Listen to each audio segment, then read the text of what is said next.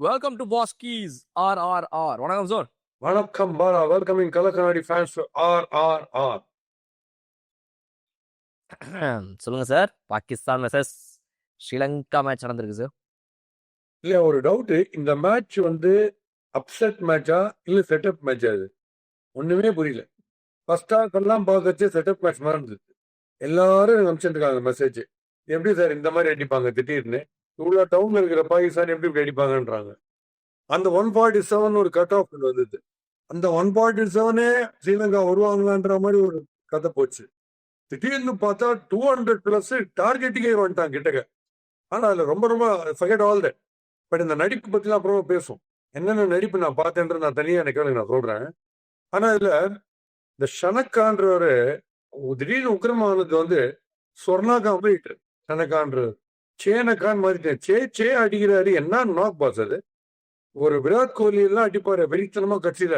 இந்த வேர்ல்ட் கப்ல எல்லாம் அடிச்சாரு பாருங்க. அந்த டைப்ல ஒரு அடி அடிச்சாரு டாப். இவங்க பக்கார்த்தமான ஃபரான் அடிச்சாங்க, காணாம போச்சு. ஒரு அடி இல்ல ரொம்ப பியூட்டிஃபுல்லா இருந்தது. அண்ட் ஸ்ரீலங்கா இவ்வளவு டவுன்ல எனக்கு ஏன் ரொம்ப ரொம்ப ஷனகாவை நான் பாடுறேன். ஃபர்ஸ்ட் அந்த டாபிக் நான் ஏன் அடிக்கிறேன்னா, ரீசெண்டா இவங்க சரியா பர்ஃபார்ம் பண்ணல. டபுள் டிஜிட்ல அவுட் ஆயிட்டு ஸ்ரீலங்கா. அதுல ஃபேன்ஸ் கர்நாபுலாம் ட்ரோல் பண்ணிட்டு கேவலப்படுத்தின்னு ஷேப் பண்ணிட்டு இருக்காங்க இவங்கள. அதுல ஒரு பியூட்டிஃபுல்லான ஒரு ஹிட் பேக் பண்ணாரு சோசியல் மீடியால. ஷனகா சொன்னாரு, இவ்வளோ நெகட்டிவ் தேவையா? இது ஸ்போர்ட். நீங்களாம் எங்க you don't support us, you don't back us, அப்புறம் நாங்கள் எப்படி கிரிக்கெட்ல நல்லா ஆடும் அப்படின்ற மாதிரி அழகா கேட்டுட்டு, நான் வாய் மட்டும் கிடையாது, ஆக்ஷன்ல என்னால என்ன வேணா காட்ட முடியும் ஒன்று காமிச்சாரு. பார்த்தீங்களா? அங்க நான் ஹேட்ஸ் ஆஃப் சொல்றேன் Shanaka. Top class, one of the best நான்ஸ் பாஸ் அது T20 வேர்ல்ட் கப்ல. என்ன கேம், எவ்வளவு கிட்ட வந்துட்டாரு. ஒரே ஒரு மிஸ்டேக் பண்ணாரு. அவர் விட்ரா பண்ணி அடிக்கிற எல்லா பாலும் ஒரு 6 மாட்டினது. கவாஸா இருக்கட்டும், மிட் விக்கெட் ஆகட்டும் மாட்டினது. எதுக்காக அந்த பால் ரிவர்ஸ் ஸ்வீப் போனார்னே தெரியல. அந்த பெனல்டிமெண்ட் பால் மிஸ் பண்ண பால் பிளஸ் அந்த கடைசி பால் அம்பையரும் என்ன தூங்குறாங்களா என்னன்னு புரியல. அது ஒயிட் தானே. அது எப்படி ஒயிட் கொடுக்காம இருப்பாங்க? கன்சல்ட் பண்ணுவோம் நம்ம தேர்ட் அம்பையர் கிட்ட அதுக்கு. ஸோ எனக்கு அது ரொம்ப ஃபிஷியா இருந்தது. அதுதான். பட் ஓவரால் இது என்ன மேட்ச்னே எனக்கு புரியல. பட் ஸ்டில் பயங்கர இன்ட்ரெஸ்டிங் அந்த match second half. So Sri Lankan pitch இது ஒரு சப்கான்டினென்ட் அப்படிங்கும்போது அது இந்த ரெண்டு டீமுக்குமே ஓரளவுக்கு அடாப்ட் பண்றதுக்கு ஈஸியா இருந்துச்சு. அண்டர்ஸ்டாண்ட் பண்ணி அவங்களுடைய ஸ்டைல் ஆஃப் கிரிக்கெட்டுக்கு சூப்பரா எடுத்துட்டு போறதுக்கு நல்லா இருந்துச்சு. அதனால அதனாலயோ என்னமோ தெரியல இந்த ரெண்டு சப்கான்டினென்ட் மோதும் போது மேட்ச் இவ்வளோ த்ரில்லிங்கா போனது காரணம் ஒருவேளை இந்த பிச் அடாப்டபிலிட்டி நினைக்கலாம் இல்லையா சார்? பிச் அடாப்டபிலிட்டி நல்லா பண்றாங்க. எப்ப பண்றாங்க எப்ப பண்ண மாட்டேங்கிறாங்கன்னு புரியல. பாகிஸ்தான் வச்சு நொறிட்டாங்க அவங்கள. ஓப்பனிங் பார்ட்னர்ஷிப் வச்சு விதவிதமா அடிக்கிறாங்க. ஃபரான் காட்வின் ஒன்று வருது. அது அம்பையர் நாட் அவுட்ன்றாரு. இவங்க கேட்க மாட்டாங்க. அதுக்கு வச்சீங்கன்னா அது ஆச்சரியமா இருந்தது. இவங்க டிஆர்எஸ் கேட்பாங்கன்னு பார்த்தேன். இவங்க கம்முன்னு இருக்காங்க. அது எச்சுன்னு தெரியுது. இது ஒரு பக்கம் போயிட்டு அவங்க அடிக்கிறாங்க. இவங்க திருப்பி அடிக்கிற அடி இவங்க காலி மேட்ச்ன்ற மாதிரி இருக்கு. அடாப்டபிலிட்டி நீங்க கேட்ட ஃபேக்டரு விச் இஸ் த டஃபஸ்டோ அதுக்கு டெரிஃபிக்கா அடாப்ட் பண்ணிக்கிறாங்க. யாரு? உஸ்மான் டாரிக். உஸ்மான் டாரிக் நின்று போடுறத இவங்களும் ஸ்ட்ரோக் ஆரம்பி கை பேட் எடுத்துட்டு அப்புறம் மெதுவாடுறாங்க. ஸ்கொயர் கட்டா இருக்கட்டும், நல்லா வெயிட் பண்ணி தூக்கி அடிக்கிறதுலாம் போட்டு ரணகலம் பண்ணி 43 ரன் அடிச்சிட்டாங்க 4 ஓவர்ல. அவரு மெயின் போலருக்கு இவங்க பியூட்டிஃபுல்லா அடாப்ட் பண்ணிட்டு அடிச்சிட்டாங்க. அந்த அப்ரார் போடுறதுக்கு முன்னாடியே பெருக்கி பிக்சர்லாம் கிளீன் பண்ணி போல்டு எல்லாம் இருக்காங்க. ஒரு இடத்துல அடாப்டபிலிட்டி டப் போறதுக்கு ஈஸியா பண்றாங்க. அதை விட லெஸர் இம்பார்ட்டண்டா இருக்கிற ஒரு போலருக்கு போய் சக்கம் மாறாங்க. அதனாலதான் நான் சொன்னேன் இது என்ன மேட்ச்னே எனக்கு புரியல. But still the match was interesting because cricket is such an exciting game. அதனால ஒரு இன்ட்ரெஸ்டிங்கா இருந்தது. So 28 runs to win from the 6 balls இருந்த அந்த ஒரு லாஸ்ட் 20th ஓவர், அந்த ஷாயின் அஃப்ரிடி வெர்சஸ் ஷனக்காவோட அந்த ஓவர் பத்தி சொல்லுங்க சார். ஃபர்ஸ்ட் பால், அந்த ஃபர்ஸ்ட் இந்த 4 பால் போன அந்த 4 3 6 அது ஷாயின் அஃப்ரிடி அவருடைய பெஸ்ட்டை போட்டு அதை இவர் இன்னும் பெட்டர் பண்ணாருன்னு நீங்க நினைக்கிறீங்களா? ஷாயின் அஃப்ரிடியோட பெஸ்ட்டை போட்டிருந்தாருன்னா ஷனக்கா ரிவர்ஸ் ஸ்வீப்புக்கு போடும் போது ஒரு பால் போட்டுச்சு பாத்தீங்களா யார்கர் லெங்க்ல, அந்த லெங்கை தான் த்ரூ அவுட்டா போட்டிருக்கணும் அவருடைய பெஸ்ட்ல இருந்தா. ப்ராபப்ளி லோவர் பேக்ல ப்ராப்ளம், யாருக்கும் சரியா போட வரலன்றதுனாலே is aiming at full speed at the good line, which I constantly tell you it is the most dangerous ball for any bowler to bowl. அதுவும் இந்த எண்டில் ஷனக்கா சாவேஜ் ஃபார்ம்ல இருக்காரு.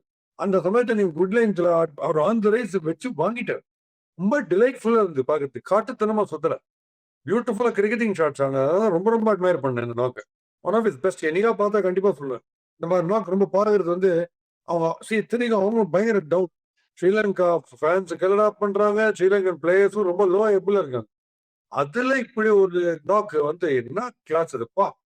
அவரும் அந்த இன்னொரு பிளேயர் யாரு இன்னும் கரெக்டாரு கடைசியில ஒரு பேட்டை கூட கீழே ரோயிங் மாதிரி வச்சுக்கிறாரு.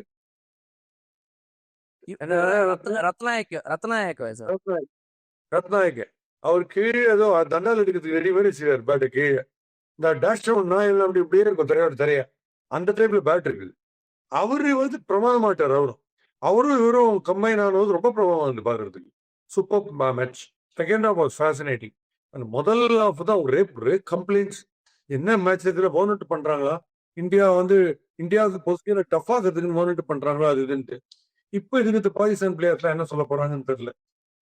ஃபரான் இது ஃபக்கார் சமான்லாம்னாங்களே அப்ப பேட்ல சிப்பு, மைசூர் பாக்கு, மிக்சர், கார சேவை அதெல்லாம் இல்லையா? எப்படி அடிச்சாங்க? நான் யாரும் எதுவுமே சொல்லலையே. நான் என்ஜாய் பண்ணுவேன் நீங்க அடிச்சதை. அதுக்கெல்லாம் எதுவுமே சொல்லலையா?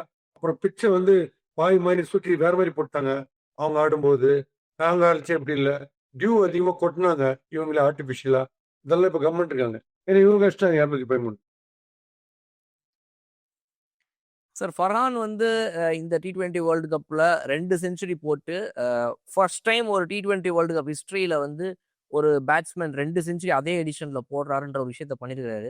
இந்த டீமை வந்துட்டு என்னதான் வந்து நம்ம ஒரு இந்த டீம் அவ்வளவுதான் அப்படின்னு சொன்னாலுமே கூட இன்னைக்கு வந்து நியூசிலாந்து கோ த்ரூ பண்ணியிருந்தாலுமே கூட செமிஃபைனல்ஸ்க்கு ஸ்டில் பாகிஸ்தான் அந்த லாஸ்ட் மேட்ச்ல இந்த ஒரு நல்ல ஃபைட் அந்த 2 பேட்ஸ்மேன் மெயினா கொடுத்ததை வந்துட்டு அப்ரிஷியேட் பண்ணலாம் இல்லையா? அது செமையா விளையாடுறாங்க.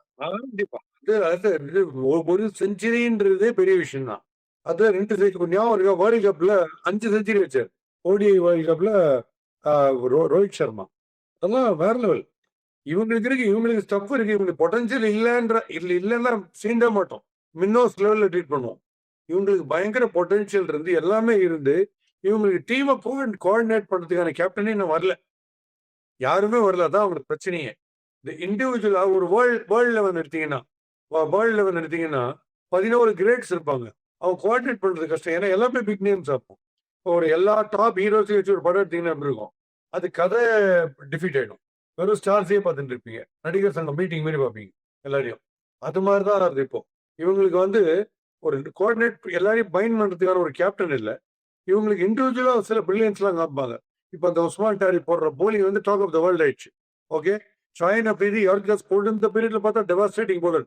வாசிம் அக்ரம்க்கு ரீப்ளேஸ்மெண்ட் இருந்தார். இப்போ ஃபர்ஹானுடைய 2 செஞ்சுரி வந்து கிளாஸ். இதெல்லாம் ரைட்டு. பட் எப்ப தேவையோ அந்த சமயத்துல அதெல்லாம் வர வருது. இவங்களுக்கு அந்த இன்கன்சிஸ்டன்சி தான் இவங்களுடைய ஸ்டாப் ஹால்மார்க்கே இன்கன்சிஸ்டன்சி தான். எப்போ என்ன பண்றாங்க, எப்படி சொதப்புறாங்க, எப்படி கேவலமாடுறாங்கன்னு புரியுது. அதுக்கு காரணம் அதை பைட் பண்றதுக்கு லீடர்ஷிப் அவங்களுக்கு கிடையவே கிடையாது. நீங்க வேணா பாருங்க, ஆளாளுக்கு திட்டிப்பாங்க. ஆஃப் சைட்ல ஒருத்தர் ஃபீல்ட் செட் பண்ணுவாரு, லெக் சைட்ல ஒருத்தர் ஃபீல்ட் செட் பண்ணுவாரு. இந்த யூனிட்டி ஆஃப் கமாண்ட்லாம் இருக்காது பாகிஸ்தான் டீம்ல. அதனால தான் இண்டிவிஜுவலா பாத்தீங்கன்னா சில பிரில்லியன்ட் பீசஸ் ஆஃப் பெர்ஃபார்மன்ஸ்லாம் வரும் ஒவ்வொருத்தர் இருந்தோம். ஆனா அதை அப்ரிஷியேட் பண்றது நம்ம பண்றோம். இவங்களுக்கு வரமாட்டேன்றது. இவங்க ஐபிஎல்ல வந்து ஒரு டீமுக்கு வந்து சியர் கேர்ள்ஸ் மாதிரி டியர் கேர்ள்ஸ் வச்சிருக்காங்க கமெண்டேட்டர் பாக்ஸ்ல. நம்ம வாசம் அக்ரம், அது எப்படி நம்ம எப்படி ரமேஷ் ராஜா நம்பர் 1 ஒப்பாரி கேர்ள்ஸ் 2 பேரும் அழுதுனே அங்கேருந்து கேப்டன் ஃபீல்ட் செட்லாம் பண்றாங்க. இவர் ஆக்சுவலி இங்க இருக்கணும், அடுத்தது அப்ரார் வரணும், வந்தாருன்னு சுத்தி அவுட் ஆயிடுவாங்க. இங்க இருந்து ஐடியா கொடுத்தேன் கேப்டன்சி ஃபீல்ட் செட் எல்லாம் வருது, கமெண்டேட்டர் பாக்ஸ் நடுது. இப்படியா ஒரு கமெண்ட்ரி சொல்றது? உங்க டீமுக்கு சான்ஸே இல்லை. பட் என்ன உங்களோட ஒரே பிளஸ் பாயிண்ட் என்னன்னா இந்தியா வந்து தோக்கணும்னு பேசினே இருப்பீங்க. அதுதான் உங்க டீமோட பிளஸ் பாயிண்ட். ஆனா அதுவும் மைனஸ் பாயிண்ட் இருக்கு. சார் இப்போ இந்த மேட்ச்ல வந்து இத்தனை ஓவர்ஸ் பாக்கி இருக்கும்போது இவ்வளவு பெரிய மார்ஜின்ல வந்து பாகிஸ்தான் வின் பண்ணுச்சு அப்படின்னா அவங்களால செமிஃபைனல்ஸ் போக முடியும்ன்ற ஒரு சுச்சுவேஷன் இருந்துச்சு. அதை அவங்களால வந்து இன்னைக்கு பண்ண முடியாம போயிடுச்சு. So New Zealand went in. But இந்த இடத்துல வந்து அவங்க என்ன பண்ணியிருந்தா இன்னும் கொஞ்சம் நம்ம ஸ்ரீலங்காவுடைய பேட்டர்ஸை வந்துட்டு அவங்களால கர்டைல் பண்ணிருக்க முடியும். ஒரு நல்ல மார்ஜின்ல நெட் ரன் ரேட்டோட அவங்களால ஸ்மீக்ஸ்க்கு போயிருக்க முடியும்னு நினைக்கிறீங்க? What it they do wrong in the second innings to make the Sri Lankan batters score this much? இல்ல, உங்களுக்கு 200 நம்ம கையில இருக்கு. இந்த 200 பிளஸ் 213 ரன்ஸ் ஆட் ரன்ஸ் வந்து இவங்களை நம்ம கண்டெயின் பண்ணணும்னு போடுற ஒரு ஒன் ட்ராக் மைண்ட்ல போடுற ஒரு ஐடியா இருக்கும். எப்படி கண்டெயின் பண்ணலாம், அது ஒரு பிளான். பட் அவங்க ஒரு சப்செட் சப் பிளான் ஒண்ணுங்க வருது, சப் பிளாட். என்னது? அதெல்லாம் பண்ணி என்ன போயிடும்? முதல்ல 147 தாண்டிட்டாலே மேட்ச் போச்சுன்றதே உங்களுக்கு என்ன ஒரு மொரால் இருக்கும் bowling போறதுக்கு? நான் 213 ஒரு பிரமாத டார்கெட்டை செட் பண்ணிருக்கேன். பட் இவன் ஜஸ்ட் 147 கிராஸ் பண்ணாலே எனக்கு இனிமே ஹோப் கிடையாதுன்றச்சே இப்ப டியூல் ஆயிடுது மைண்ட் செட். நான் இப்போ 147ல அவங்களை நான் கட்ரியல் போனேன்னா அது நான் முதல் ஓவரே ஸ்பின்னர் பண்ணணுன்றேன். அப்போ you forget your 213, you play only for defending 147. அந்த மாதிரி மைண்ட் செட்ல உங்க ஆடின மாதிரி தெரியல.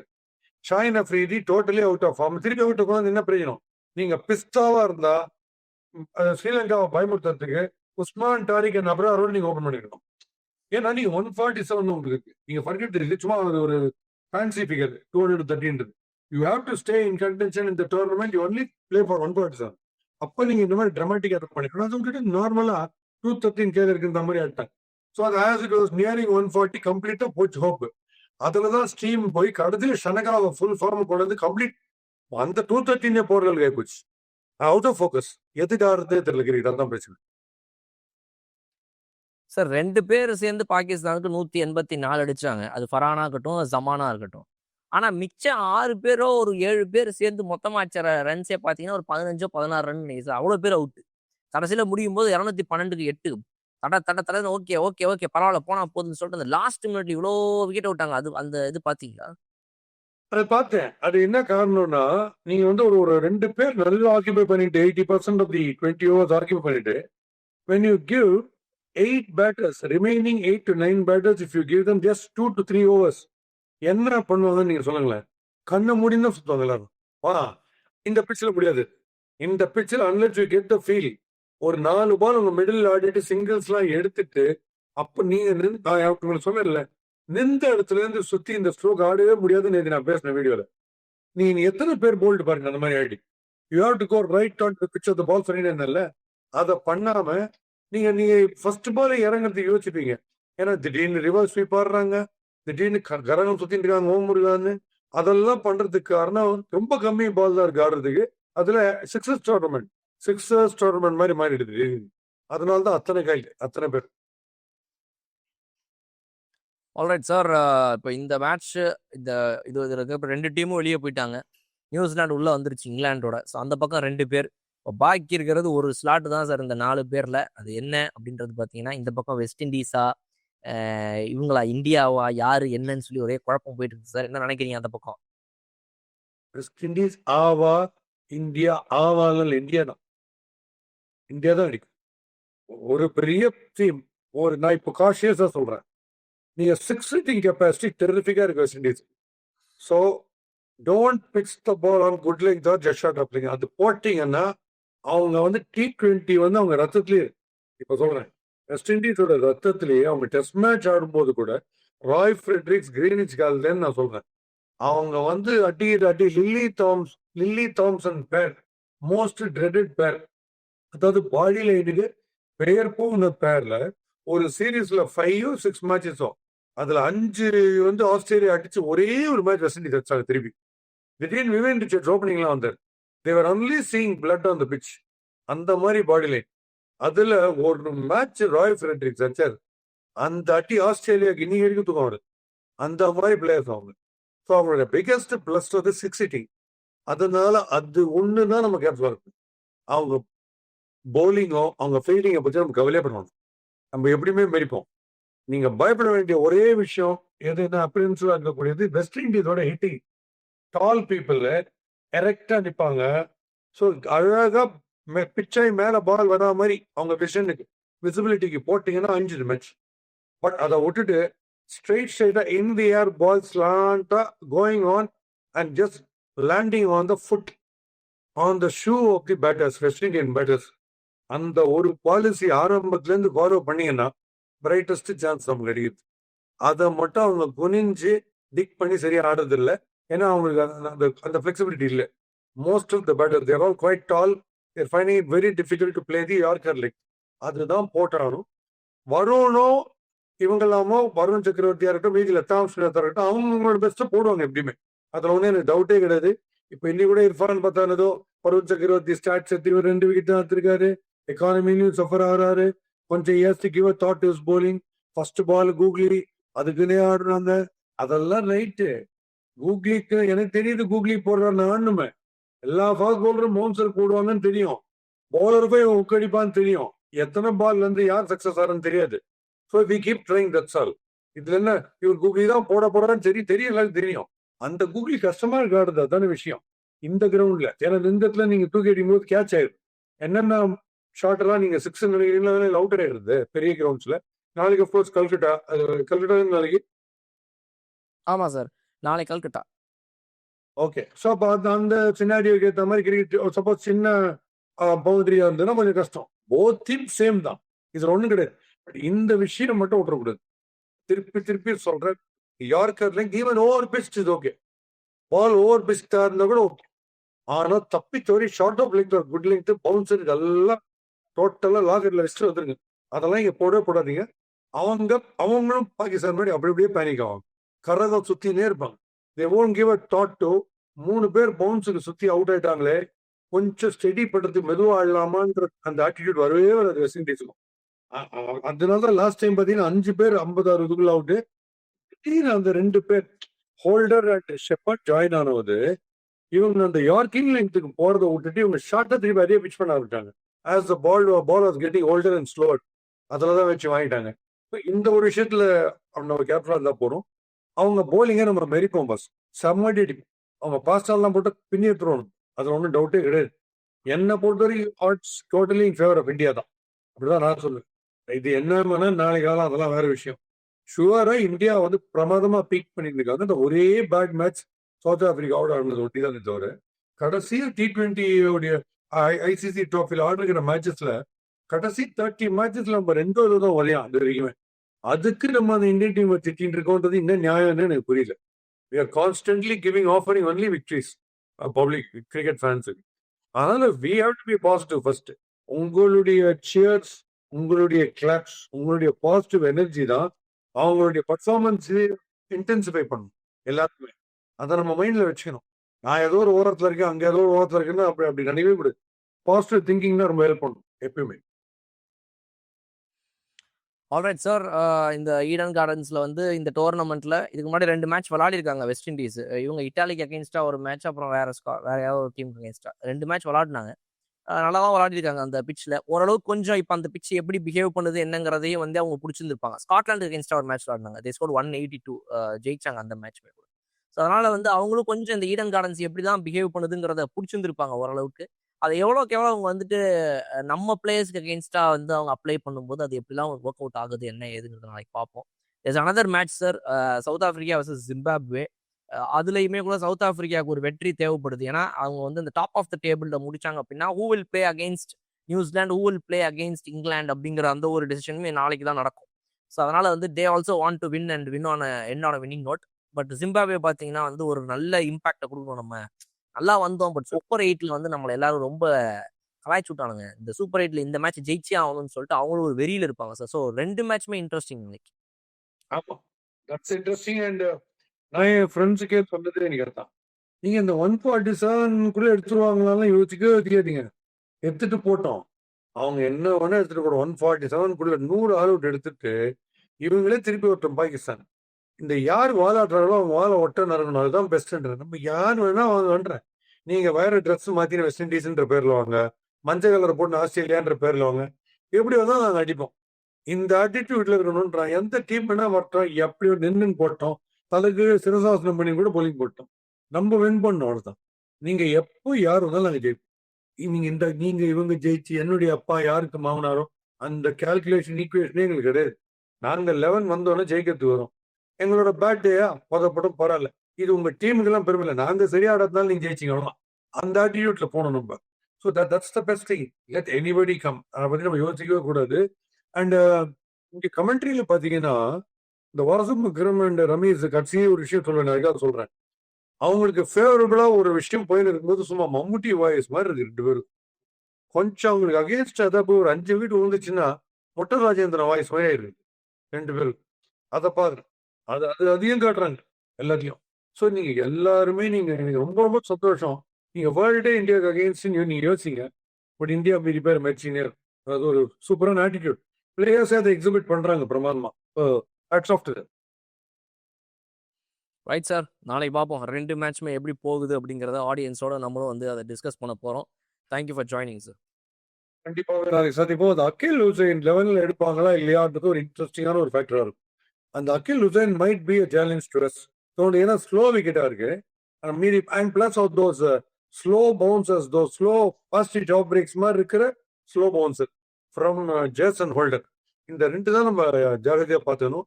அந்த ஷமார் ஜோசப் மாதிரி வந்து ஓடி ஓடி ஏத்தினா போட்டு பொழுது அது சஞ்சு சாம்சனுக்கோ சூரியகுமார் யாதவுக்கோ அதெல்லாம் வந்து அல்வா மாதிரி அந்த மாதிரிலாம் போட்டா இந்த ஓடி வந்து கொஞ்சம் மெதுவா போடுறது அகில் ஹுசைன் மாதிரி போடுறது மட்டும் நமக்கு கொஞ்சம் சேலஞ்சா இருக்கும். அவர் மற்றபடி ரொம்ப ரொம்ப ஈஸி நமக்கு. சார் நாளைக்கு வந்து ரிங்கு சிங் வந்து இப்போ கொல்கத்தா நைட் ரைடர்ஸ்க்காக விளையாடுற ஒரு பிளேயர், அந்த டீமுடைய ஒரு உயிர் மூச்சா இருக்கிற இந்த ஒரு பிளேயர் அவரு.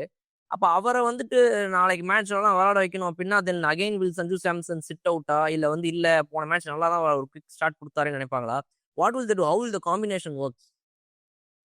வெரி வெரி அது இன்ட்ரெஸ்டிங்கான பாயிண்ட். அந்த வெஸ்ட் இண்டீஸோடைய attack it's more of fast அப்படிங்கிறச்சு தான் சொன்னேன். ஷமார் ஜோசப் மாதிரி அட்டாக்குன்னு யோசிச்சாங்கன்னா சஞ்சு சாம்சன் தான் ஆடுவார். பட் பினிஷிங் நிறைய ஸ்லோ பவுலர்ஸ், ஸ்லோ பவுலிங் ஒரு த்ரெட், அந்த டீமோட ஸ்லோ பவுலிங் நமக்கு த்ரெட் கிடையாது. அதனால சஞ்சு தான் கண்டினியூ பண்ணுவாங்கன்னு எனக்கு தோணுது. சஞ்சு நல்லா தான் இருந்தார், போன மாதிரி நல்லா தான் இருந்தார். அந்த திருப்பி அந்த ஒரு விஷயம் மட்டும் யோசிக்க மாட்டேன்றான்னு தெரியல. He will have to be cautious only about one stroke, the stroke which will make him hit the ball towards the stray faces standing on the outfield. அது ஒன்று தான் அவர் கொஞ்சம் யோசிக்கணும். அந்த ஸ்ட்ரோக் ஆடுறதா இருந்தாலும் என் ஈகோக்கு நான் அடிச்சு காட்டுறேன், இந்த ஃபுல் பிளேயரோட அடிக்கணும்ன்றேன்.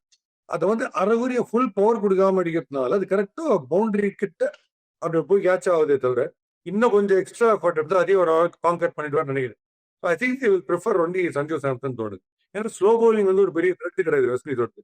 அந்த மீதி இப்போ ராஸ்டன் சேஸ் அதெல்லாம் போட்டு பல்றக்கட்டணும் எனக்கு தெரிஞ்சு. Alright sir. அப்போ வந்து இப்போ போன மேட்ச் மாதிரியே ஸ்பின்னர்ஸ் பொறுத்த வரைக்கும் அந்த 2 பேரே போதும் இந்த சின்ன கிரவுண்ட்ல நீங்க சொல்றீங்க இல்லையா? வருண் சக்கரவர்த்தி அண்ட் அக்சர் பட்டேல், ஆர் வருண் சக்கரவர்த்தி அண்ட் குல்தீப் யாதவ், எப்படி வேணுமோ அவங்க பண்ணிக்கலாம். 2 ஸ்பின்னர் போதும். And Jasprit Bumrah, Harshdeep Singh and Hardik Pandya 3 fast bowlers. Dube எங்களுக்கு போலிங் போடணும். ஆக்சுவலா அவர் வேற ஏதோ பண்ணார் போன மேட்ச். இந்த வாட்டி நிஜமாவே போலிங் போடணும். கொஞ்சம் ஹோல்ட் ஆகிற பிச்சில் அவர் நல்ல போடுறாரு. பட் இவ்வளோ பேடா போடுவார் நான் நினைக்கவே இல்லை. எனக்கு தெரிஞ்சு இந்த ஸ்டேஜ்ல வந்து சூரியகுமார் யாதவ் இந்த நீ போட நீ வாயேன் நீ உனக்கு வேணுமா நீ 2 ஓவர் போடுறியா அதெல்லாம் மூட கட்டி வச்சிடலாம். கொஞ்சம் சீரியஸா எல்லாம் நினைக்கிறது இல்லை. But I think we have the brightest chance எனக்கு தெரிஞ்சு. Alright sir, super. நம்ம நாளைக்கு அந்த 2 மேட்சையும் முடிச்சுட்டு கண்டிப்பா பேசுவோம். Thank you for joining. மறுபடியும் சந்திக்கிறோம் ஆன் அவர் ஃபேவரட் RRR.